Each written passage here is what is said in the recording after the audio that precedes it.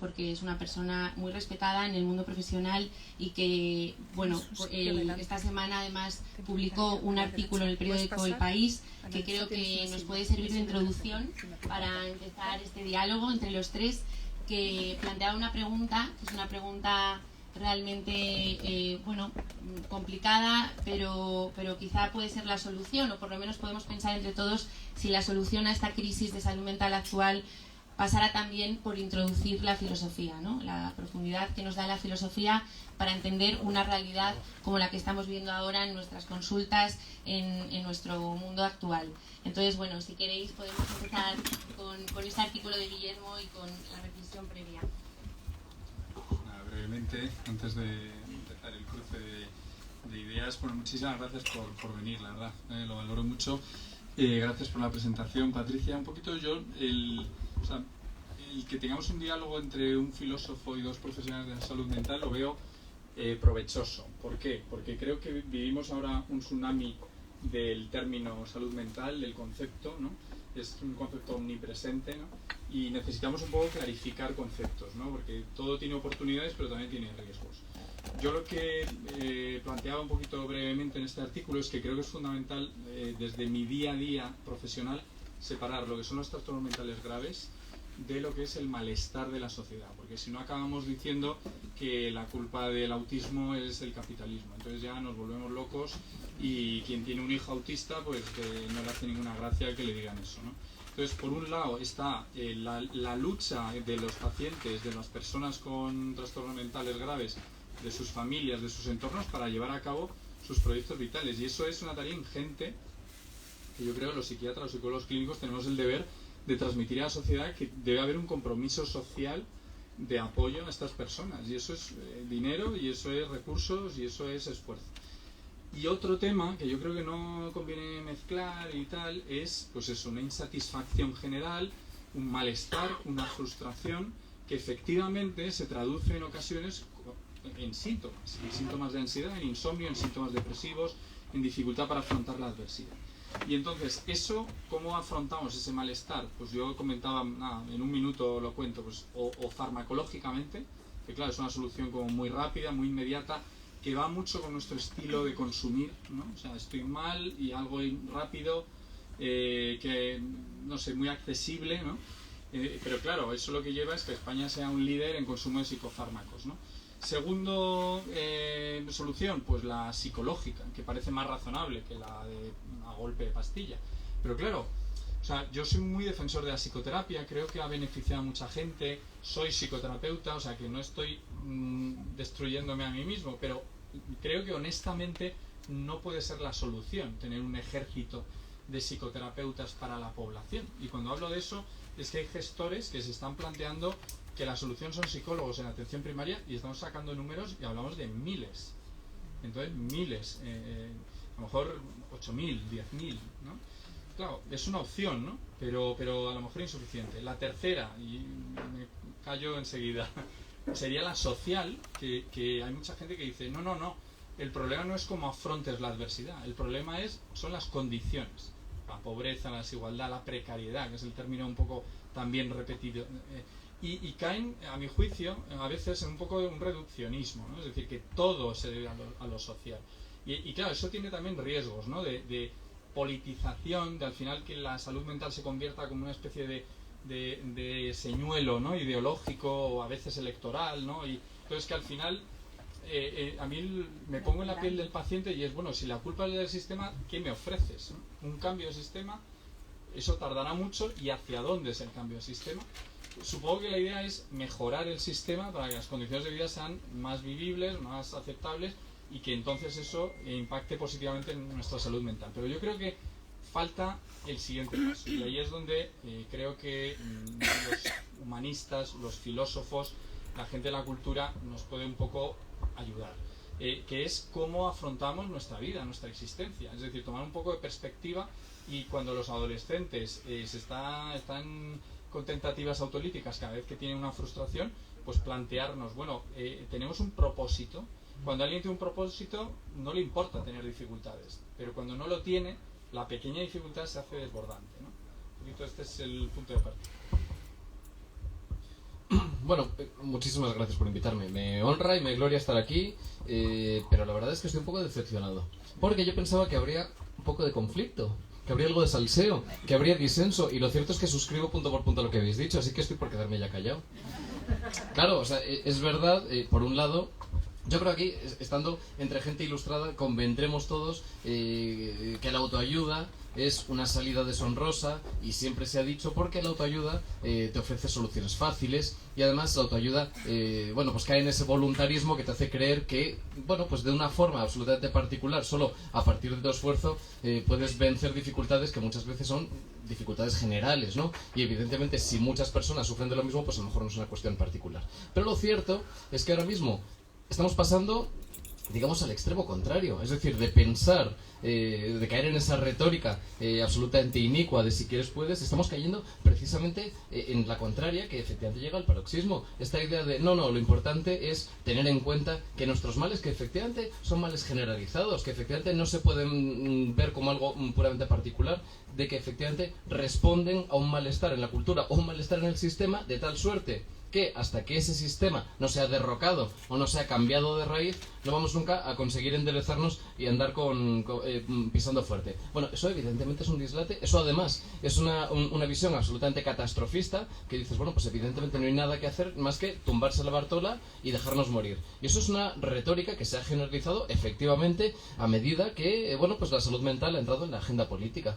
En el momento en el que la salud mental entra en la agenda política, hay una serie de pescadores de río revuelto que tratan de hacer su agosto. A mí me hizo mucha gracia, yo sé que esto es una anécdota de la que no se puede hacer categoría. En cuanto a los políticos, hace unos meses empezaron a hablar de salud mental, se abrió una tienda muy pintona, bueno, una tienda, no sé si era una tienda, en principio era una especie de consulta psicológica llamada La Llorería, en la que, bueno, era bastante curioso, porque utilizaban esta retórica, esta jerga de que estar mal está bien. De hecho lo tenían en las paredes, y era muy curioso porque al entrar había no sé, a modo de frontispicio, ¿no? Había un eslogan en el que ponía: vales mucho más que tus likes, pero a renglón seguido te combinaban a que te hicieras fotos enfrente de un espejo llorando y que las subieras a redes, ¿no? Lo cual era cuando menos paradójico, pero efectivamente hay mucha gente que se nota que está instrumentalizando y en buena medida politizando lo de la salud mental, con lo cual creo que precisamente por eso urge separar el grano de la paja.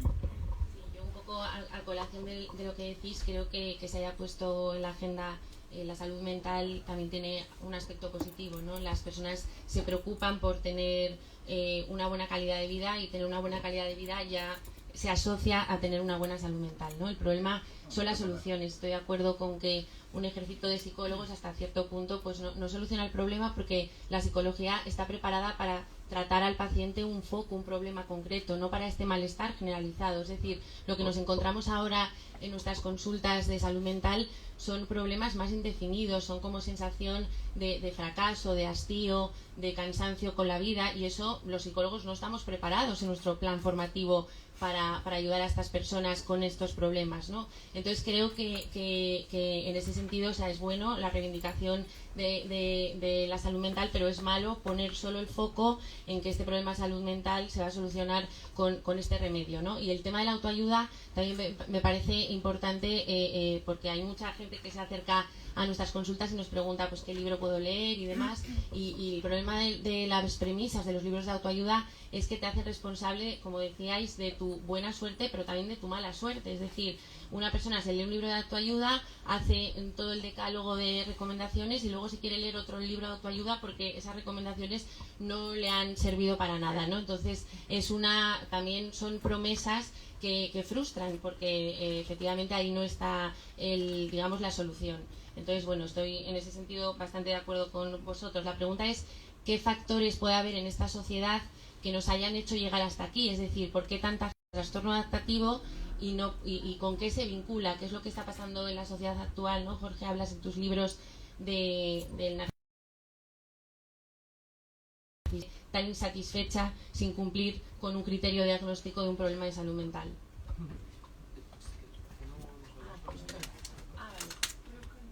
Vale, pues No, sí que funciona, pues. Sí, simplemente lo tienes que encenderlo. Vale, perfecto. No está pasándonos. Bueno, sí, efectivamente, hay precisamente un libro de los años 60 de Christopher Lasch que se ha reeditado ahora, que lo saca Capitán Swing, que se llama La cultura del narcisismo. Y es un libro muy interesante porque más o menos muestra el paso del homo economicus, de la ortodoxia económica, al paso del hombre narcisista. Pero la verdad es que en un libro que justo he rematado ahora, que se va a publicar en septiembre, me he permitido sugerir que quizá ya no existe ese hombre o ese ser narcisista, porque quizá nuestro sino ya no es el narciso, en el sentido, pues el narciso de Ovidio, el que arde por el mismo fuego que provoca, etcétera, etcétera, sino más bien el sino es Salomé. Esta idea de que, hombre, la desgracia de Salomé es que precisamente tiene al tetrarca Herodes que le dice, pídeme lo que quieras, que yo te lo voy a dar. Es decir, que tú te encaprichas con Juan Bautista, pues aquí tienes la cabeza. Claro, eso en el fondo es una maldición, y eso es lo que los psicólogos llaman hedonismo a corto plazo. Esto de acostumbrar a nuestros adolescentes, a nuestros jóvenes, aunque no solo a ellos, a que todo deseo puede ser inmediatamente satisfecho, es efectivamente, bueno, pues una especie de genio de la lámpara perverso, ¿no? Y esta idea de creer que una cosa, una abolición, solo por el hecho de sentirla, inmediatamente va a ser satisfecha, bueno, es olvidar, entre otras cosas, lo que Freud decía, de que la civilización es el trecho que media entre un deseo y su satisfacción, lo cual no quiere decir que haya que vivir permanentemente insatisfechos, pero yo creo que efectivamente echar los dientes en esta especie de que las cosas se satisfacen inmediatamente es complicada, ¿no? No hace falta ponerse refitoleros y hablar de Freud. O sea, el refranero castellano dice, cuando el camino es corto hasta los burros llegan. Entonces, efectivamente, no hace falta que el camino sea corto. Luego, si nos queremos poner más pedantes, a mí me gusta mucho esa frase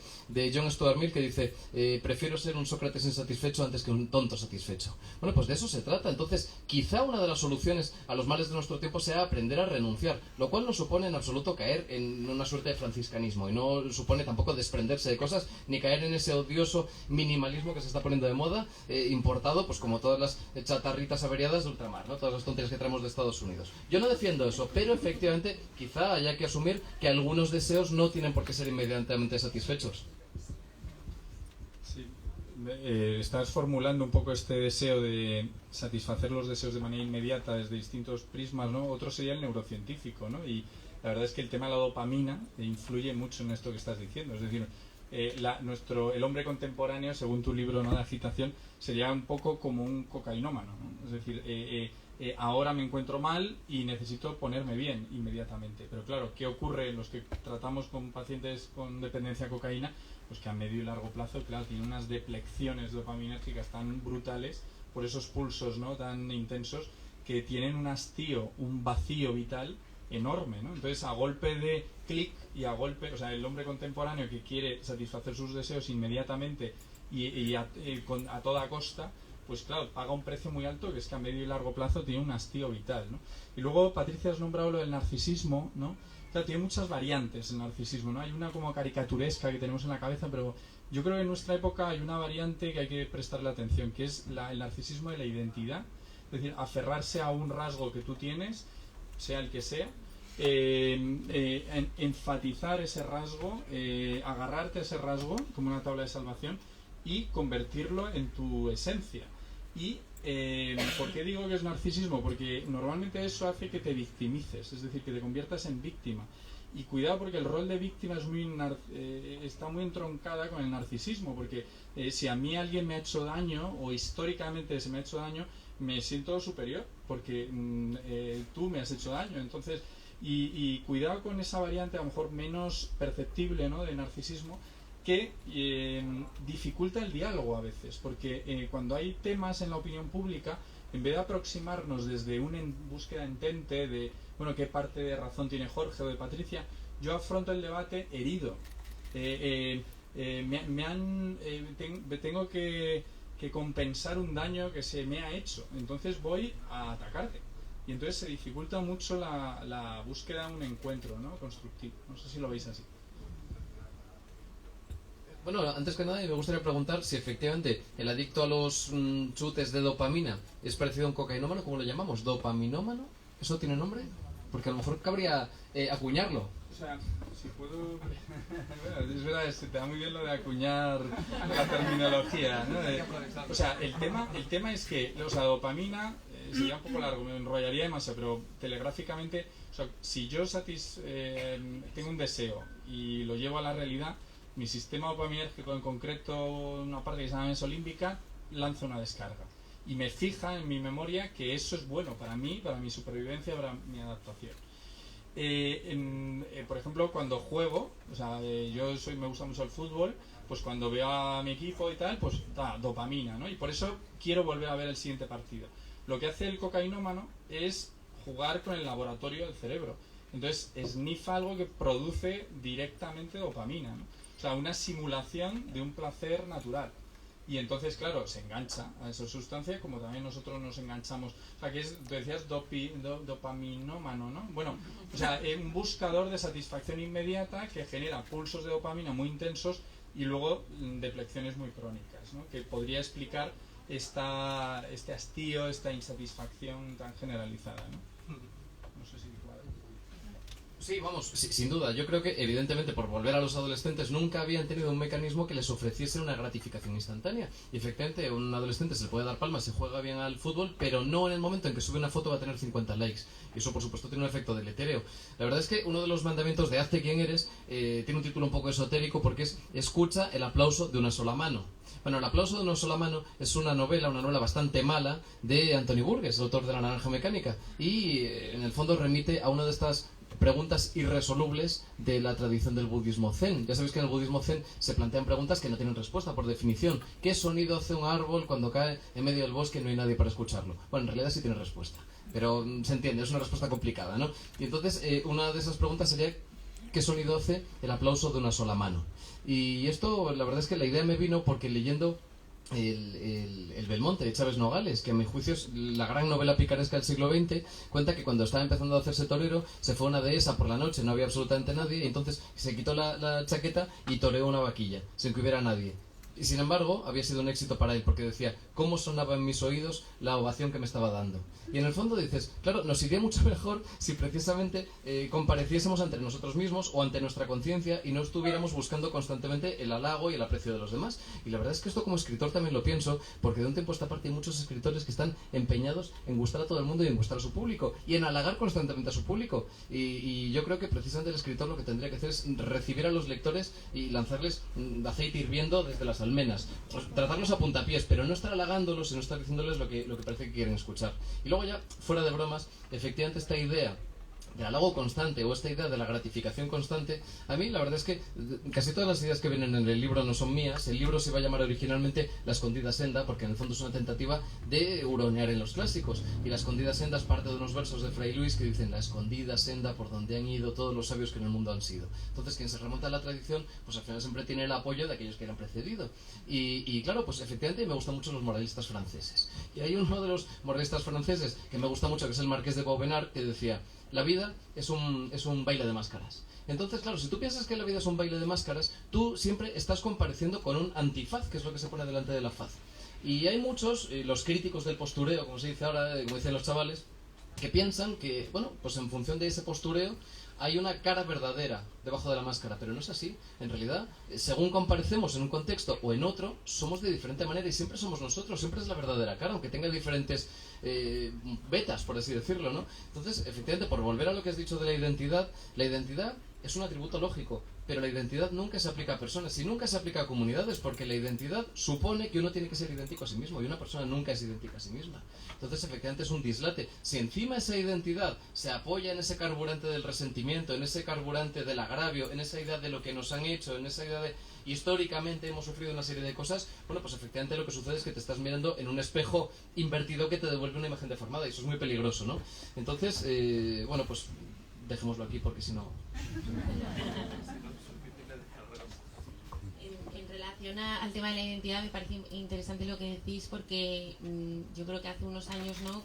Cuando salíamos de casa intentábamos esforzarnos, ¿no? Al contexto donde fuéramos para adaptarnos, ¿no? Al que teníamos enfrente, al sitio donde estuviésemos, y ahora da la sensación un poco en relación a lo que habláis de identidad, que las personas se definen así y son así, y o las tomas o las dejas, ¿no? No hay una mirada hacia el otro, que puede tener que ver con el narcisismo, es decir, en el encuentro con el otro tú te muestras tu identidad es la que es, pero no te adaptas ni a las necesidades ni a las, en fin, oportunidades también de aprender de la interacción con el otro, ¿no? Yo creo que hay una variante también de identidad que tiene que ver con esto del narcisismo. Y luego en lo que hablabais antes, ¿no? De la sensación de buscar siempre experiencias, pues también se puede relacionar con lo que tú dices en los libros, Jorge, de ese capitalismo de experiencias, ¿no? Que vivimos en un momento donde todo nos aburre y no disfrutamos de los logros cuando los conseguimos, porque siempre estamos esperando el siguiente, ¿no? La siguiente actividad, el siguiente plan, el siguiente viaje. Da la sensación de que la gente no vive el placer del presente, porque siempre está buscando algo más, ¿no? Esto del capitalismo de experiencias me parece muy interesante y además enlaza, ¿no? Con esta era de las redes sociales, que también lo podemos comentar, o aplicaciones, ¿no? Como Tinder, que están cambiando pues los conceptos, ¿no? La manera de relacionarnos también en el plano afectivo y amoroso. Entonces me parece que es interesante esto de no tener en cuenta las necesidades del otro y del capitalismo de experiencias, ¿no? Como variantes del narcisismo, y las redes sociales, por supuesto. Al hilo de lo que cuentas, ¿no? El capitalismo de experiencias, o sea, las trampas de la libertad, ¿no? Que puede haber, ¿no? O sea, que uno en Tinder cree que está eligiendo, siendo libre, y a lo mejor si uno toma un poquito de distancia, pues ve que no lo es tanto, ¿no? Por ejemplo, vuelvo al tema de las drogas, porque creo que da mucho juego para reflexionar, ¿no?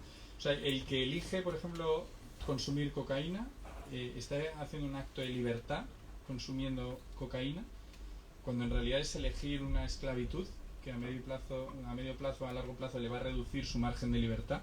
Eso sería paradójico. Yo que trato con pacientes con trastorno mental, ¿no? Grave, y que muchas veces pues estamos ahí en la negociación súper dura con el tratamiento, farmacólogo, te lo tomas, no te lo tomas, tal, no sé qué. Le tenemos ahí a veces un paciente con un diagnóstico de esquizofrenia, trastorno bipolar, y está súper bien, lleva 4 años sin ingresos, sin una remisión sintomática, y llega un día a mi consulta y me dice, quiero hacer un acto de libertad, que es dejar el tratamiento. Y ahí, claro, hay un debate filosófico, porque claro, yo a lo que me sale es sí, pues sí, usarlo, pero en un porcentaje de casos, a veces del 90%, tengo que esperar 2 meses o 3 meses o 4 meses, y de repente el margen de libertad de esta persona, que estaba con un proyecto vital, con aficiones, yendo a la universidad, no sé qué, se reduce a estar encerrado en su casa, oyendo voces, no quiere ni poner la tele porque en la tele hablan de él, no quiere salir con sus amigos, por su libertad baja. Entonces, el tema de las drogas, el tema de la enfermedad mental, solamente reflexionar sobre las trampas de la libertad, que el tema de la libertad no es blanco-negro, ser libre o ser esclavo, que hay mucha paradoja, y que este yo, que tú lo dices, un yo libérrimo, ¿no? Una fantasía de que a golpe de clic lo tengo todo. Quiero pareja, Tinder, venga, eso es todos sabemos que es falso, absolutamente. En Tinder hombre, habrá algún caso, ¿no? Pero normalmente no vas a encontrar la idea que tienes de pareja. Cuando tienes, bueno, pues es en lo que se ha convertido Tinder, ¿no? O a golpe de clic, pues eso, me aburro y entonces me voy a Singapur, a Vietnam, ¿no? Porque quiero experiencias fuertes. Bueno, pues sí, pero es una idea, una fantasía de libertad, ¿no? Yo creo que es bueno reflexionar sobre eso, ¿no? ¿Cómo lo ves? Sí.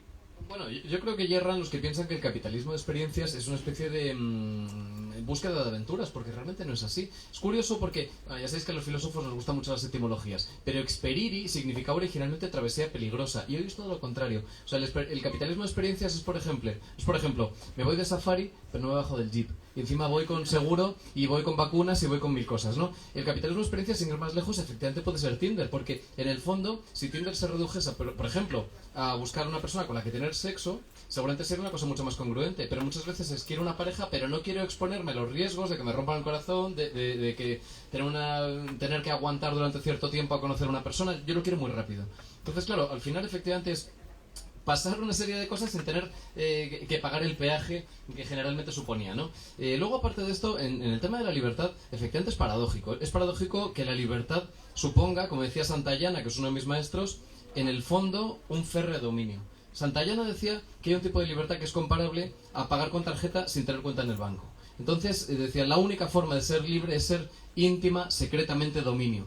Claro, al final, cuando uno se domina, en realidad esto es una cosa tan vieja como el mundo. Esto ya lo decía Sócrates, es el concepto de la encrateia. El concepto de la encrateia se puede traducir como autodominio o como autogobierno. Y esto en el fondo también lo sabéis los psicólogos. El célebre experimento del malvavisco, de la nube, ¿no?, de Walter Mischel, el psicólogo austriaco. Hay una serie de niños pequeños a los que les ponemos una golosina y les decimos que tienen que postergar 10 minutos el momento de comérsela. Hay una serie de niños que no pueden aguantarlo y se lo zampan al momento. Y hay otros que aguantan 10 minutos. Bueno, pues andando el tiempo, al pasar 10-15 años, descubrimos que los que no podían aguantar la tentación han tenido pues unas vidas mucho más improbas que aquellos que podían aguantarse. Evidentemente no es una cuestión monocausal y tú no puedes decir que eso determine su suerte, pero lo cierto es que cuando uno sabe gobernarse, cuando sabe controlarse y cuando de alguna forma no es no está dominado por sus impulsos, pues evidentemente luego puede en general ser más libre. O sea que sé que resulta paradójico, pero esto es algo que nos enseñan los clásicos y que rompe por completo con esta idea efectivamente del individuo libérrimo, decisionista,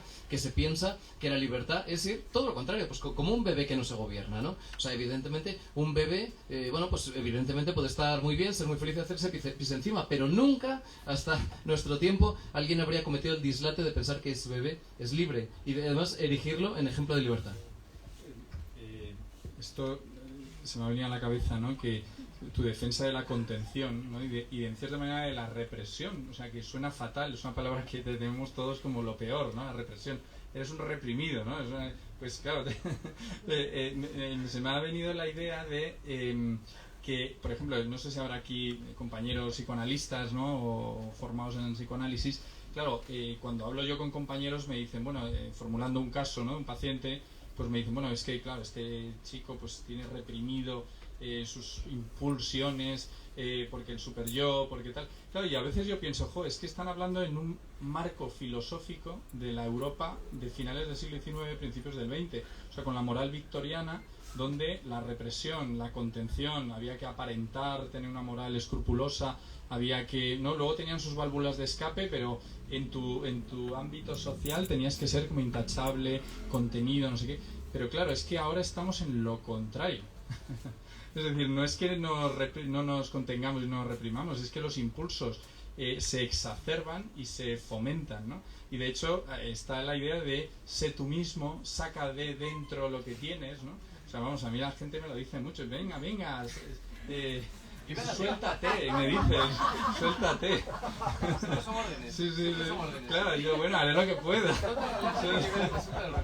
Entonces, yo creo que nuestra época no es de contención y de represión, que la de Freud sí, pero la nuestra no. Entonces yo creo que es bueno que un filósofo analice el marco teórico de la psicología y de la psiquiatría que está en boga, ¿no? En esa falta de dificultad para contenerse, ¿no?, con esta sobreestimulación, ¿no?, también de estímulos y también sobreestimulación tecnológica, ¿no? Quizá también el tema de las redes sociales es un factor muy importante en el malestar ese cotidiano, ¿no?, por esa imagen idealizada, esa tendencia a la comparación, una manera de relacionarnos con los demás a través de la envidia, de la codicia, ¿no? Hay gente que ya ha renunciado a esto porque se veía continuamente expuesta, ¿no?, a un riesgo. Entonces yo creo que el tema de las redes sociales ha cambiado las formas de relacionarnos y también el tema del secuestro de la atención, ¿no? Como también en tus libros hablas de esto, de que no somos dueños de nuestro tiempo, ¿no?, en esta excesiva propaganda de estímulos alrededor y cómo también sensibilizar a la gente para que en ese autocontrol también sea control de su propio tiempo. Y yo creo que en esto del control de nuestro propio tiempo hay un fallo en muchas de las situaciones que vivimos en la clínica, ¿no? Que la gente no tiene jerarquía de sus prioridades, es decir, ¿en qué vas a gastar tu tiempo si no sabes lo que te importa, ¿no? Porque esto es un malestar también que tendemos a escuchar. La gente se pone a hacer cosas, ¿no?, y a estar sobreestimulado en actividades donde no penetra esa satisfacción, ese placer, pero sin haberlas pensado previamente, ¿no? Entonces yo creo que esto también es interesante, ¿no? No saber cuáles son tus prioridades, ¿no?, en la vida, ¿no?, que ahora puede tener que ver también con esta insatisfacción.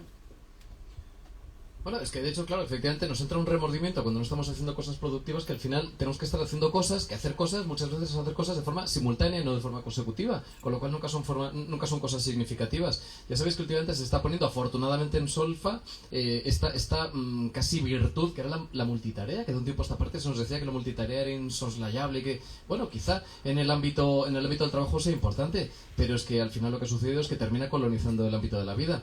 Un libro que se ha publicado hace un par de meses, que se llama El poder de la atención, de Johann Hari, lo que cuenta, bueno, pues es realmente demoledor, porque habla de los efectos que tiene la multitarea en nuestra capacidad de discernimiento analítico, y lo que dice es que al final mengua de una manera tan sumamente clara. Por ejemplo, el ejemplo que él pone es estar trabajando en el ordenador con una tabla de Excel y al mismo tiempo ir mirando el WhatsApp. Bueno, pues al final nuestra capacidad de pensamiento analítico mengua mucho más que, por ejemplo, si nos estuviéramos fumando un porro mientras trabajamos. Él no está diciendo que fumemos un porro mientras trabajamos, pero dice que al fin y al cabo lo que estamos haciendo nos hace mucho más improductivos y mucho más torpes. A mí el otro día, en una tribuna en El Mundo, se me ocurrió acuñar, porque creo que suena, bueno, pues es más original, más literario, que el concepto de inatención, y a lo mejor ya está muy gastado, el concepto de menalquismo, porque Menalco es un personaje de un libro que a mí me gusta muchísimo, del siglo XVII, Los caracteres, de La Bruyère. Entonces Menalco es un personaje, bueno, que entre otras cosas evidencia que esta cuestión de la inatención es muy anterior al auge de los móviles. Estamos hablando de un libro que tiene 500 años, ¿no? Entonces es un personaje que va por la calle, va a hacer un recado, pero de repente se le va el santo al cielo, se encuentra con no sé quién, se pone a hablar con esta persona, pero se olvida lo que iba a decir, y entonces se ata los zapatos, se olvida dónde iba, acaba en otra calle, y está así constantemente, ¿no? Entonces, efectivamente, yo creo que ahí vivimos bajo el signo de Menalco, ¿no? Y por eso hablaba del menalquismo. Pero fuera de bromas, realmente la mengua de la atención durante los últimos años es realmente dramática. Y yo creo que eso lo vemos todos. Yo ya tengo amigos que me dicen que las series de 20 minutos se les hacen largas y que las tienen que ver a 2x. Bueno, si una serie de 20 minutos se te hace larga, pues evidentemente no le vamos a pedir a la gente que se le el Quijote.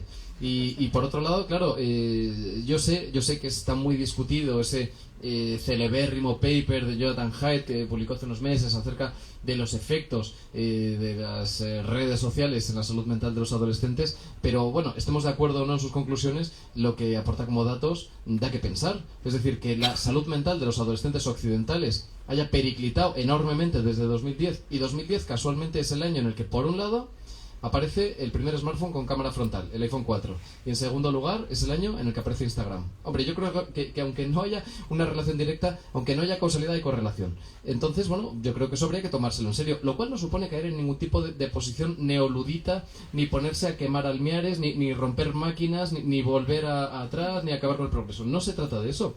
Pero yo creo que por lo menos habría que, bueno, pues plantearnos o replantearnos nuestra relación con la tecnología. Yo cuando digo algo de esto siempre me cae la acusación de ludita. Pero, no sé, en los años 60, cuando se construían casas con amianto, que es algo que después se supo que causaba cáncer y demás, criticar eso no suponía oponerte a la construcción de viviendas. Bueno, pues de igual manera, reconocer que quizá en el diseño de ciertas redes sociales está el germen de muchos de nuestros males, no supone efectivamente oponerse al progreso. Claro, o sea, nadie propone acabar con la tecnología, ¿no? O sea, yo creo que estamos en una fase como de nuevo rico, ¿no? O sea, que todavía no sabemos manejarla bien, ¿no? Y vamos, ya has nombrado el tema de la atención, y es inevitable hablar del fenómeno del TDAH, ¿no? El trastorno por déficit de atención y hiperactividad, que cuando salen estos temas siempre hay alguien que dice, efectivamente, el TDAH no existe, se debe a esto, ¿no? O sea, vamos, mi punto de vista, ¿no? O sea, claramente hay chavales con TDAH, vamos, que tienen claramente un cuadro clínico, un curso evolutivo, unas respuestas al tratamiento que a veces son impresionantes. Lo que pasa que efectivamente este fenómeno social que vivimos ahora de dispersión de la atención, de multitarea y de favorece, digamos, un fenotipo, ¿no? Una presentación clínica enormemente parecida a un TDAH, ¿no? O sea, habría un TDAH, digamos, más desde la enfermedad y otro más pues adquirido desde esta exposición a los menores a unos estímulos enormemente poderosos en paralelo y que claro, que les hacen semejarse mucho a un TDAH, ¿no? O sea, yo creo que hay un error, o sea, el tema de la salud mental es muy complejo, ¿no? Y yo creo que normalmente es tan complejo que la reacción de mucha gente ha sido como, bueno, como es tan inabordable, voy a verlo desde un solo prisma y con una especie de reduccionismo. O sea, a mayor complejidad, mayor probabilidad de explicaciones simples. Y eso es lo que nos ha llevado a mucha guerra en la historia de la psiquiatría, en la historia de la psicología, en guerras absurdas. O sea, ¿eres biologicista o eres Pero bueno, ¿cómo vamos a negar la biología? Vamos a ver. Si alguien tiene un hijo con un problema, ¿cómo no va a haber un elemento, una parte de temperamento, de enfermedad, de tal? Luego, negar lo social, pero hombre, es que hay que ser un insensato de negar que las desigualdades sociales no tienen alguna incidencia en la enfermedad mental. O sea, qué incapacidad tenemos, ¿no?, de ver el tema de la salud mental con complejidad. En este sentido, pues el TDAH pues existirá, pero hay otros pues que no, que tengan que ver con nuestro afrontamiento de la diversión, del ocio y del consumismo, ¿no? No sé, Patricia, si lo ves así. Sí, lo veo. Que ese riesgo de polarización pues también está llegando, ¿no?, a nuestro medio. Afortunadamente, pues estos encuentros también sirven para acercar posturas, pero también a introducir otras miradas, ¿no? Porque claro, yo creo que para el tema del trastorno mental ya sabemos cuáles son los tratamientos empíricamente validados y en eso no hay discusión. El problema es que hoy estamos hablando de un malestar que no tenemos tantos recursos para abordarlo, ¿no? O sea, yo creo que en eso digamos que hay más consenso, pero claro, en el tema de hoy, pues los psicólogos, porque bueno, podemos hablar luego de la reivindicación de la virtud, ¿no?, que es lo que me parece más significativo del libro de Jorge, que estamos en una época, en la época de la imagen, la época de la inmediatez, donde no nos esforzamos, ¿no?, en nuestro comportamiento. Cuando hablabas de personalidad, la personalidad es la suma del temperamento y el carácter, y no estamos preparados, ¿no? Por eso el riesgo de este aluvión de malestar, porque no estamos preparados para afrontar las adversidades de la vida, y eso es una realidad. Por eso en momentos como la pandemia los libros de autoayuda pues se venden con más facilidad y demás, ¿no? Entonces yo creo que el debate en la salud mental, es verdad que a veces hay cierta polarización, pero en el debate de hoy creo que es necesario introducir otras miradas, porque con las miradas nuestras es insuficiente, ¿no? Sí, bueno, yo estoy completamente de acuerdo. La verdad es que, claro, este libro Hazte quien eres en el fondo es un libro de, no tanto de construcción del carácter como una forma de cincelarlo. Porque efectivamente el carácter yo creo que no cambia, el carácter es prácticamente, inmutable desde que somos muy pequeños, pero evidentemente tiene una serie de aristas que, por supuesto, haríamos bien en limar. Creo que una de las mayores desdichas hay una novela que a mí me gusta muchísimo, que es la última novela de Dickens, Nuestro amigo común, y ahí aparece un personaje que es un borrachín, que es el padre de una de las protagonistas, y entonces siempre repite la misma frase, siempre dice: las circunstancias son más poderosas que yo. Bueno, evidentemente esa es una de las frases más claras de lo que constituye la desdicha, ¿no? Entonces yo sé que en muchas ocasiones las circunstancias son más poderosas que nosotros, pero hay otras en las que el carácter es más fuerte que la fortuna, y eso hay que tenerlo en cuenta. Muchas veces tendemos a explicar las cosas en función de la biografía, pero eso no es así. Muchas veces el carácter lo que hace es que uno se imponga aquellas adversidades que ha tenido, y no quiero que esto caiga de nuevo en la retórica de la autoayuda ni cosas de esas. Yo lo pensaba, ¿tendría algún sentido analizar las virtudes del Quijote en función de la oscura celda de Argamasilla de Alba en que lo escribió Cervantes? ¿Se puede explicar la poesía de Leopardi en función de sus problemas de espalda y de lo contrahecho que estaba y lo mal que lo pasaba? Pues yo creo que no. Entonces, a mí hay una imagen que me gusta muchísimo, en fin, los conocidísimos 300, los espartanos esperando ahí en el desfiladero a que vinieran los persas, y entonces les dice el lugarteniente: bueno, que sepáis que son tantísimos, son tal cantidad que cuando lancen sus flechas taparán el sol, y es tanto que cuando lancen las flechas nos quedaremos a oscuras. Y entonces Diéneces, que según cuenta Heródoto era el más bravío de todos los espartanos, dio un paso al frente y dijo: mejor, así pelearemos a la sombra. Bueno, eso yo sé que suena muy épico, pero en el fondo, oye, a mí eso me ha pasado siempre, esta idea de, oye, pues a lo mejor pintan bastos, a lo mejor vienen mal dadas. Bueno, pues tampoco hace falta estar todo el tiempo quejándose. O sea, me acuerdo cuando era pequeño y estaba en clase, y a lo mejor me tocaba algún profesor que no me gustaba, alguna clase que era un poco pesada, pues yo aprovechaba para hacer caricaturas y dibujitos y cosas de esas. Y en el fondo yo creo que eso está muy bien, en el fondo de intentar pelear a la sombra, y que hay circunstancias en las que, bueno, pues a lo mejor lo que conviene es ponerse un poquito de perfil y aguantar el temporal, ¿no? O sea, sí, estamos coincidiendo demasiado, ¿eh? O sea, cuando queden 5 minutos saco la artillería. No, o sea, yo creo que esto ya a nivel personal, ¿no?, de cada uno, ¿no? O sea, yo personalmente sí que he llegado a la conclusión de que ante la dificultad y la adversidad tú creces y te haces mejor. O sea, lo de ir evitando el sufrimiento te hace muy débil. Y yo creo que nuestra época, en gran parte, es a ver si puedes evitar el sufrimiento, porque lo que impera es ser una persona de éxito y por tanto tener una felicidad permanente. Entonces, si tú evitas el sufrimiento porque quieres ser feliz todo el rato, te pierdes cosas nucleares de la existencia. Por ejemplo, las relaciones sentimentales de cierta profundidad, donde no todo es un paseo triunfal, o la crianza, que no todo es un paseo triunfal. No sé en qué momento, bueno, cada uno lo cuenta según le ha ido, pero bueno, yo, en fin, en mi caso no fue triunfal. O sea, pero eso le añade, o sea, claro, intensidad a la experiencia. O sea, si yo hubiera salido corriendo cuando mi primer hijo no dormía, hubiera actuado como un hombre contemporáneo, de esto me genera displacer, salgo corriendo, o sea, yo qué sé, a otro lado.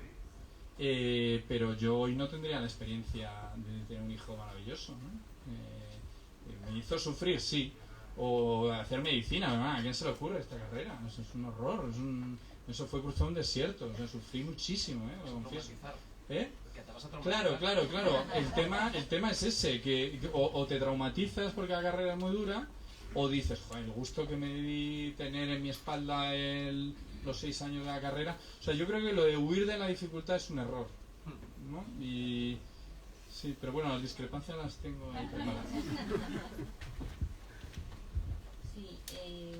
Sí, quizá habría que recuperar, ¿no?, en los manuales, porque, por ejemplo, la psicología cognitivo-conductual se inspira en el estoicismo, ¿no?, que podemos hablar un poco de qué, digamos, consejos prácticos podríamos proponer en este aluvión de malestar basados en el libro de Jorge, porque yo creo que el libro de Jorge tiene algo muy relevante para nuestro trabajo, que es filosofía práctica y aplicada. Es una filosofía que tú lo lees y evidentemente te sientes interpelado porque te toca, te llega al corazón, ¿no?, lo que te dice, porque no es un libro de autoayuda que te dé trucos para cambiar, sino que te hace, como decía Guillermo, ser consciente de lo que cuesta la vida, ¿no? O sea, la vida cuesta y las adversidades cuestan, y uno está permanentemente en esa actitud resiliente de afrontar la adversidad, porque hay más adversidad que éxito en la vida, ¿no? Entonces, yo creo que eso en el libro de Jorge se ve bien, y esa reivindicación del estoicismo, ¿no? Porque, por ejemplo, en la psicoterapia cognitivo-conductual hay un libro que yo sí que lo recomiendo, que es Cómo ser estoico, de Massimo Pigliucci, ¿no?, que hace o recomienda cosas como date un paseo por un cementerio, ¿no? Y tú dices, bueno, pero ¿y esto? Date un paseo por un cementerio y date cuenta de lo afortunado que eres, ¿no? Porque estás en otro sitio, ¿no? O te dice, vete a un centro comercial y estate una hora paseando por ahí y no te compres nada. O sea, esa sensación de sacrificio, ¿no?, de integridad, de responsabilidad, esas virtudes contemporáneas que se estudian en los campus de excelencia de las empresas, de los economistas, de la gente que va a tomar buenas decisiones en el futuro siendo un CEO de una empresa, y cómo nosotros los psicólogos, ¿no?, quizá en nuestro plan formativo y en nuestra forma de abordar en la psicoterapia los problemas de nuestros pacientes, parece que nos da como miedo. A veces uno viene y dice, no me aguanta nadie, pues ¿qué estarás haciendo para que no te aguante nadie? Es dar un poco responsabilidad, ¿no? O sea, la responsabilidad en el cambio, todo como decía, y se magnifica, se busca culpables, es una actitud muy infantil la que estamos observando, ¿no? Muy paranoide, muy externalizadora, y con el riesgo que conlleva no cuidar lo básico que tenemos en la vida, que son las buenas relaciones, ¿no? Ayer salía un artículo en El País que hablaba un psiquiatra que ha hecho una investigación en la Universidad de Harvard siguiendo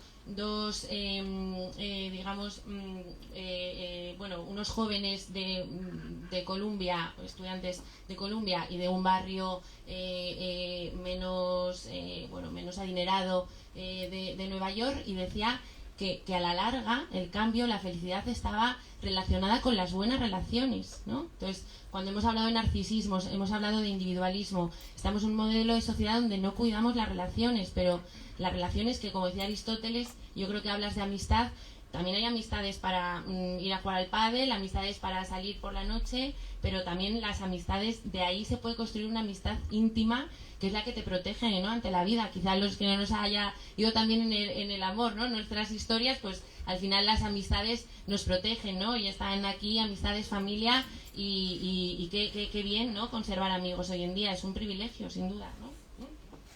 Sí, por supuesto. Y amistad como uno mismo, ¿eh? Busca a tu opuesto que siempre va contigo y quiere ser tu contrario, lo de Machado. Bueno, pues efectivamente sí. Pero bueno, para romper el consenso, porque en ese libro hay un mandamiento que es desconfiar del consenso, voy a deciros algo que rompe con lo que habéis dicho. Yo creo que hay una actitud más generalizada que la evitación del dolor, que por supuesto es algo que desaprobamos. Y es precisamente creer que el dolor nos hace mejores, que el dolor nos acrisola, porque al final eso cae en lo que Pascal Bruckner llamaba la moral del sufro luego valgo, que es enamorarte, que es arregostarte en el dolor, que es pensar que hay cuánto he sufrido y esto me hace mejor persona. Pues en realidad no. Realmente lo injusto de, por ejemplo, experiencias como el bullying es que eso no te hace mejor persona, sino que precisamente, además de ser una cosa que tú no debías sufrir, seguramente te haga peor persona.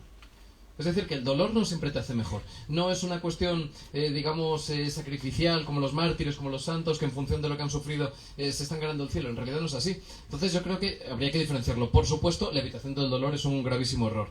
A mí me hace mucha gracia que hace 7 u 8 años, cuando se publicó este libro, he hablado antes de Jonathan Haidt, del psicólogo Jonathan Haidt, cuando publicó este libro en España, la transformación de la mente moderna, lo publicó Deusto, y en el prólogo, venía un prólogo a la edición española, y entonces decía, querido lector, monta diques, monta escolleras en tus costas, porque estas cosas que estoy contando, estos dislates que están sucediendo en los campus estadounidenses, van a llegar a tu país en 2 o 3 años, así que estate preparado. Bueno, pues efectivamente todo lo que denunciaba ha llegado ya, y una de esas cosas era lo que Haidt llama la epidemia de sobreprotección. Es esta idea de que hay que proteger a los niños de las ideas potencialmente dañinas. Esto lo hemos visto en algunas universidades, por ejemplo, cuando llegaba algún ponente y se decía que sus ideas podían resultar dañinas. No, es que para empezar la educación hace de nosotros seres antifrágiles, porque nos expone a estresores y precisamente nos expone a esas aristas que muchas veces rompen las burbujas, con lo cual está muy bien que la educación, no digo que sea ofensiva, pero sí en cierto sentido sea dañina. Eso también pasa con la filosofía. A mí me gusta mucho esa metáfora de la lanza de Aquiles, ¿no? Que hiere y sana al mismo tiempo. No puede ser en general el pensamiento una cosa complaciente, no puede ser algo que te diga lo que quieres ver, ¿no? Entonces, claro, efectivamente esta idea de la sobreprotección, yo le he dedicado un capítulo que se llama Acaricia la crin del caballo salvaje, ¿no? Que es una frase sacada del Tai Chi, ¿no? Pero, claro, efectivamente es muy difícil hacerse cargo de todo lo que uno opina, porque este aquí que cuando uno escribe un libro, luego lo manda, pasan unos meses hasta que se revisa, luego te lo manda el editor, luego hay correcciones, luego se manda a imprenta, y claro, entre que lo publicas y sale a la venta, a lo mejor ha pasado un año. Y sucede que yo algunas de las cosas que digo en ese libro ya no las firmaría. Entre otras cosas, porque cuando lo escribí no era padre y ahora sí lo soy. Entonces, efectivamente, quizá caiga en esa sobreprotección. Me encanta tu tendencia a llevar la contraria. Dice, en esta sociedad de Twitter, ¿no? De trolls, de polarizada, de tribus, tal, dices, confía en el consenso. Y luego, otra cosa que me hizo mucha gracia, que leyendo tu libro, es, pero ¿cómo la gente dice que no se lee, que no se lee? Dice, ¿cómo que no se lee? Sí se lee, que yo lo he visto, que en la playa, ¿no? La gente está con unos tachos y tal. O sea, yo creo que me gusta esa manera como de captar, ¿no? Yo creo que una opinión generalizada y decir, y si no es verdad, ¿no? Que yo creo que es una manera de pensar, ¿no? Que puede ser muy, muy fértil y además da para debatir, ¿no? Claro, puntos de controversia, ¿no? Claro, alguna vez así informalmente te lo he dicho, que tu opinión de la universidad, ¿no? Que es súper mala, ¿no? O sea, yo bueno, como profesor y tal, o sea, es como huye de la academia, o sea, esa panda de funcionarios endogámicos que te van a querer pisar la cabeza, tal. Claro, yo creo que nos puedes contar un poco alguna mala experiencia que hayas tenido con la universidad. No, esto, mira que lo habéis leído y sabéis que en el libro hay algunos mandamientos que pueden resultar polémicos, aunque no era mi voluntad, y sin embargo el único que he pisado callos ha sido ese. Y realmente cuando salió el libro, que lo presenté en el programa de Aimar Bretos, que eso estuvo muy bien porque fue una promoción estupenda, hubo gente que me dedicó unos insultos increíbles solo por lo de la academia. No, en realidad yo en la academia fui muy feliz y tengo unos recuerdos maravillosos, pero yo creo que la academia tiene que ser un rito de paso. Entonces, si el Masái, que tiene que alancear a la gacela cuando cumple 14 años, si lo hiciera todos los veranos, pues ya no sería un rito de paso, sería turismo de aventura. Entonces yo creo que en la universidad, hay grandísimos talentos, pero yo esto lo veo sobre todo por amigos que han tratado de quedarse y fundamentalmente por mor de la precarización de la academia, pues al final lo que veo es que en muchas ocasiones se convierte en una trituradora de talento, pero fundamentalmente por una cuestión económica, porque hay gente que movida por su entusiasmo, por su vocación y estas cosas, pues al final está mal viviendo con unos sueldos de miseria, con unas jornadas extenuantes, en ocasiones teniendo que aguantar, pues en fin, covachuelismos y jerarquías un poquito cuestionables, pero bueno, en general la verdad es que mi recuerdo de la academia fue buenísimo. Por supuesto cargo las suertes de la exageración, pero sobre todo luego por una cuestión literaria. Porque yo creo que en el fondo la filosofía también tiene que entretener y también tiene que divertir. Y luego por otro lado, porque el hecho de escribir para adultos supone una especie de pacto tácito en el que se entiende, por un lado, que estás empleando la ironía y en segundo lugar, que no eres catequético. Es decir, que el lector tiene que entender que yo no trato de decirle lo que tiene que hacer y que seguramente ni siquiera yo mismo estoy de acuerdo con lo que digo, lo cual no supone caer en absoluto en el cinismo, ¿eh? Pero, hombre, esto que estoy diciendo tienes que entender que no va a misa. En un primer momento, porque el manuscrito era bastante extenso, intenté que fuera al inicio y al final dos mandamientos que eran contradictorios entre sí, precisamente para evidenciar que esto no tenía por qué tomarse al pie de la letra. Y estaban muy argumentados, pero me parecían demasiado absurdos. Uno era: desconfía de personas que lleven gafas. Y luego al final había otro que era: desconfía de personas que no lleven gafas. Bueno, estaba muy argumentado, pero al final me pareció que era demasiado chocarrero y demasiado humorístico y lo quité. Pero claro, creo que es importante, entendiendo algo que yo defiendo siempre, que la filosofía es una rama de la literatura, bueno, pues que además de que hay que tener voluntad de estilo y tal, pues que creo que también hay que entretener y creo que también hay que interpelar al lector, ¿no? Y luego, bueno, en relación a la academia, claro, creo que en general, la academia es lo que funda Platón precisamente porque está al lado del gimnasio de Academo. La academia es el lugar, era un semillero, era un almácigo de vocaciones. La academia se supone que es donde tienen que brotar las grandes vocaciones, y creo que precisamente por esa serie de cosas que hemos señalado, pues muchas veces es todo lo contrario, es que esas semillas pues se echan fuera de surco y se agostan. Pero efectivamente escribir es generalizar, y generalizar es siempre injusto, y evidentemente no se puede decir que toda la academia sea así. Me gustaría que hubiera más, más enfrentamiento en esto, pero al final de nuevo tengo que darte la razón. También creo que otra discrepancia era el tema de cómo tratabas la empatía y la compasión, ¿no? En tu libro, que ahí con Guillermo sí que había cierta discrepancia. No sé si puedes aclarar a qué te refieres con que, en fin, no hay que utilizar demasiado la empatía, cuando la empatía sabemos que es un recurso, ¿no?, en la cognición social importante para entender al otro, ¿no? Hablas de compasión frente a empatía, si podrías un poco precisar esto. Bueno, en realidad, empatía y compasión son la misma palabra. Etimológicamente, empazos, compazos, vendría a ser emoción o pasión compartida. Lo que pasa es que creo que, gracias a la vulgarización reciente de la empatía, ha acabado suponiendo o significando prácticamente lo contrario. Yo lo que defiendo en el libro es que la compasión se alberga, mientras que la empatía se muestra. Si recordáis aquella parábola bíblica tan famosa en la que está Caifás, que es un ricachón, está comiendo, está pegándose un banquete, y aparece un pedigüeño y lo manda a paseo, ¿no? Yo digo que hoy lo que habría hecho Caifás es primero hacerse un selfie con el pobre, poner una cara muy triste, poner unos cuantos hashtags diciendo aquí compadeciéndome del pobre, y luego evidentemente mandándolo a paseo, ¿no? Entonces claro que efectivamente Massimo Recalcati, en su último libro, ha hablado del uso inflacionista de la compasión, de la empatía. Entonces, efectivamente, esa empatía, que en primer lugar es una facultad cognitiva, que no tiene ningún tipo de atribución moral, al final se ha sacado de contexto. Muchas veces, por ejemplo, cuando se dice si tienes mucha o poca empatía, para empezar, como si fuera una sustancia cuantificable. A mí me recuerda cuando en la ciencia química se hablaba del flogisto, que era eso del flogisto, ¿no? Que al final se utiliza como una petición de principio. Ese político es muy malo porque no tiene empatía, o al revés, como no tiene empatía es muy malo. Pero claro, efectivamente, tener más o tener menos empatía no te hace mejor persona. El torturador, por ejemplo, para experimentar placer cuando está torturando a su víctima, tiene que tener empatía, porque tiene que ponerse en los zapatos de esa persona que está sufriendo, porque es precisamente eso lo que le hace experimentar placer, ¿no?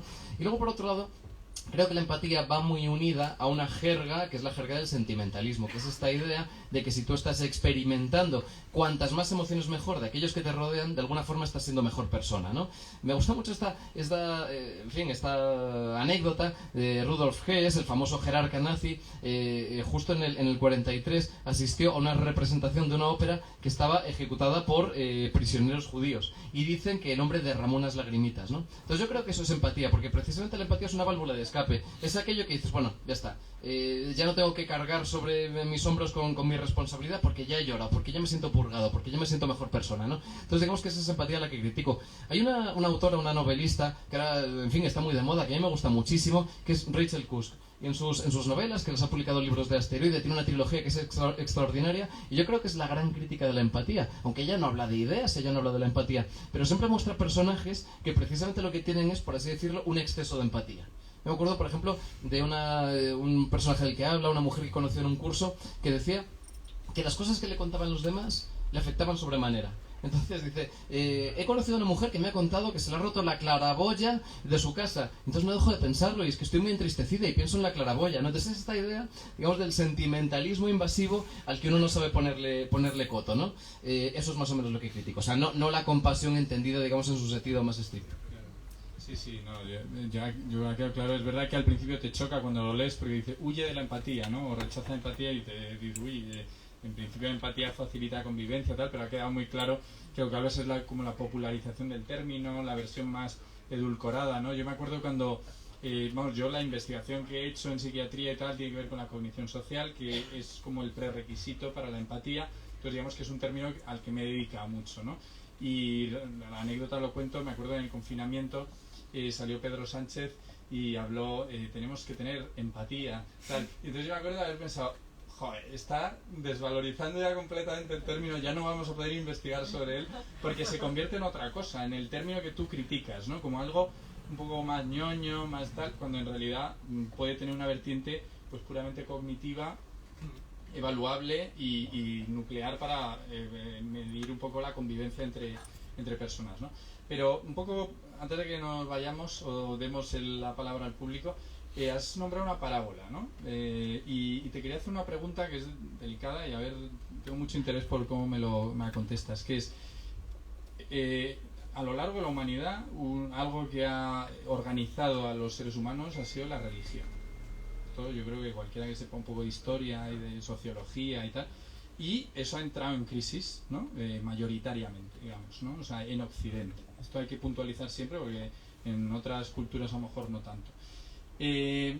¿Cómo encuadras, digamos, este problema filosófico que podría subyacer a los problemas de salud mental?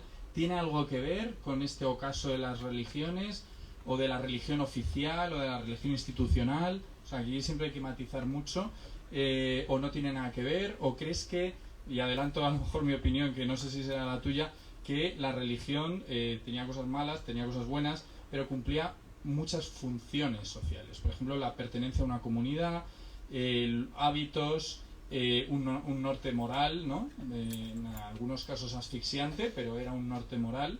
La idea de una trascendencia de lo material. Entonces esas funciones que podemos llamar incluso psicológicas desde un punto de vista racional, o sea, no estoy hablando desde la metafísica ni tal, sino psicológicamente la religión podía cumplir una serie de funciones que ahora no cumple y que no han sido sustituidas por nada, ¿no? Entonces a lo mejor tiene algo que ver a tu juicio o no. Bueno, pues mira, para hacer más disenso, niego la mayor. Yo es que no creo que haya un declive de la religión. Hay efectivamente, como muy bien has dicho, un declive de la religión organizada. Pero Nietzsche decía, las aguas de la religión se repliegan pero dejan charcos. Entonces, efectivamente, vamos, tengo un buen amigo que ahora se ha enrolado en la causa del biomagnetismo. A mí cuando me lo cuenta, yo tengo claro que evidentemente es una cosa religiosa, y además religiosa en el sentido etimológico de religatio, es decir, algo que te religa con una comunidad. No solo te religa con un sentido de las cosas, lo cual es importantísimo, sino que sobre todo te hace formar parte de un grupo, lo cual es indispensable. Por otro lado, bueno, yo respeto perfectamente que la gente crea en unas cosas o crea en otras. También tengo amigos que se han metido en el Reiki, que lo veo evidentemente algo de un cariz religioso indudable. Bueno, pues en fin, cada uno que crea lo que quiera. Pero bueno, Freud, sin ir más lejos, decía el porvenir de una ilusión, ¿no? La religión va a existir mientras exista la humanidad, porque la religión siempre va unida al miedo a la muerte. Y la humanidad siempre va a tener miedo a la muerte. No sé si recordaréis, hay que fastidiarse. Antes de la pandemia, hacía bastante fortuna este mensaje de un par de divulgadores que se pusieron muy de moda, que decían que íbamos a vencer a la muerte, ¿os acordáis? Y entonces daba muchas conferencias, uno de ellos se asoció con el Instituto de la Singularidad de Ray Kurzweil en Estados Unidos, y entonces, bueno, pues en fin, esto de la singularidad, que ya sabéis que es una teoría que parece muy avanzada científicamente, pero que luego en el fondo es redentorismo y es religión de nuevo cuño, pues lo que venía a decir era que éramos seguramente la última generación que moriría. Bueno, y a renglón seguido hubo una pandemia y murió la gente a punta pala, ¿no? Entonces, al final lo ves como con una cierta nostalgia, y dices, aquellos tiempos en que algunos nos creíamos estas cosas, y luego dices, pues que la condición humana no va a cambiar, ¿no? Entonces, bueno, efectivamente yo creo que la religión sigue viva y que efectivamente va a seguir estando. Y que efectivamente la religión, además, bueno, una de las cosas que ahora mismo nos planteamos todos es si el lazo comunitario se ha terminado de destejer, es decir, si ahora las sociedades han caído, bueno, pues si se han desligado, es decir, si ahora la soledad que se va experimentando de manera creciente nos va llevando a la anomia. A mí, la verdad es que hay una cosa que me gusta señalar. Ya sabéis, este libro clásico, La democracia en América, de Tocqueville, es un libro que, en fin, sobre todo los columnistas de prensa suelen citar con un tópico bastante odioso, que es una idea de Tocqueville, que decía en el primer libro, ¿no? Y en el primer libro hablaba de la democracia aritmética. El peligro de que una mayoría impetuosa se imponga a las minorías y que de repente la masa arrolle a unos pocos. Bueno, Tocqueville, en el segundo libro, no es que se desdiga, pero matiza un poco esas palabras y dice: yo había dicho que ese era el gran peligro en el primer libro, publicado 5 años atrás, pero ahora me doy cuenta de que hay un peligro mucho mayor en las democracias, y es precisamente el repliegue cívico, es precisamente la anomia, es precisamente esta idea de que los ciudadanos, por dejación de funciones, se conviertan en súbditos, de que los ciudadanos se encierren en sus casas y de que dejen de formar parte de un colectivo, y eso seguramente está sucediendo ahora.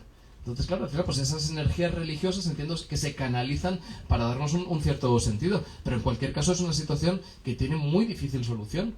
Entonces, bueno, cuando muchas veces se habla de por qué, por ejemplo, cunde la nostalgia, por qué hay unos ciertos movimientos reaccionarios, bueno, es que eso yo creo que va indisolublemente unido al destejimiento del lazo comunitario.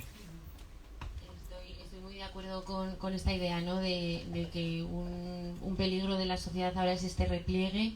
En el repliegue virtual, ¿no? Porque las personas están en casa, parece que hacen una vida plena, pero en el fondo pues están a solas consigo mismas, y el índice de soledad no deseada está aumentando a tal punto que 1 de cada 10 personas en España sienten que su soledad no es elegida, y también encima se desprestigia el que busca una soledad para utilizarla de una forma benevolente, ¿no? Como Francesc Torralba en su libro, que habla que la soledad también, si es bien entendida y bien utilizada, el problema es que la gente está en soledad y está anhelando compañía, entonces está en casa y no sabe qué hacer porque está continuamente como buscando una manera de salir de esa situación, y por eso quería reivindicar aquí el papel que se está haciendo, por ejemplo, desde Madrid Salud, un programa de prevención de soledad no deseada, que se organizan recursos comunitarios, ¿no? Cuando hablas de tejer el lazo comunitario es eso, que las personas que se sientan solas sepan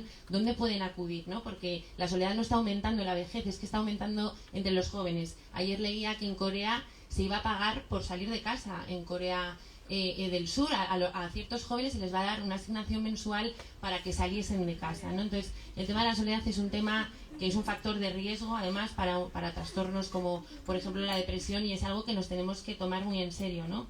Y sobre todo la manera de convivir con esa soledad, qué hacemos cuando nos sentimos solos, porque hay soluciones adaptativas y soluciones que nos hacen estar más solos, ¿no? Como esa búsqueda que hemos dicho incesante de estímulos que no penetran, que no nos satisfacen, porque realmente estamos pensando siempre en lo siguiente, ¿no? Son 8:10, ya enseguida tenemos que seguro hay gente con ideas muy interesantes que aportar. Claro, yo tengo mis dudas de si la religión es equiparable al biomagnetismo, al reiki y tal, ¿no? O sea, es verdad que hay un nivel de experiencia religiosa y luego hay unas creencias mágicas, ¿no? Un poco irracionales, tal, superchería, ¿no?